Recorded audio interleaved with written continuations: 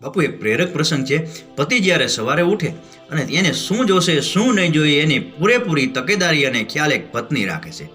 અને પતિ જ્યારે સવારે કામે જતો રહે છે, ફરી આવશે, એની રાહમાં ને રાહમાં આખો દિવસ સખત મહેનત કરી અને વિતાવી નાખે છે. અને જ્યારે સાંજે પાછો આવશે, આખા દિવસની વાત એને કરીશ એટલે મારા મનનો અને શરીરનો થાક દૂર થઈ જશે. પરંતુ પતિ જ્યારે સાંજે આવે છે અને પત્નીને પૂરો સમય નથી આપી શકતો, એની વાત સાંભળી ન સાંભળી કરી નાખે છે, ત્યારે પત્નીના મન અને શરીર ઉપર એક વિશેષ પ્રકારની અસરની શરૂઆત થાય છે. અને પતિ જ્યારે વૃદ્ધ થાય છે, એને પત્નીના સમયની, સાથની અને સહકારની જરૂર હોય છે અને એને પત્ની સાથે વાત કરવાની જરૂર હોય છે. પરંતુ પત્ની ત્યારે એટલી વાત નથી કરી શકતી, કારણ કે એક વિશેષ પ્રકારની અસરના કારણે એને વાત કરવાની આદત ધીરે ધીરે છૂટી ગઈ હોય છે. એટલે બાપુ કહેવું પડે છે કે પત્ની અને પરિવારને પૂરેપૂરો સમય આપો. પ્રસંગ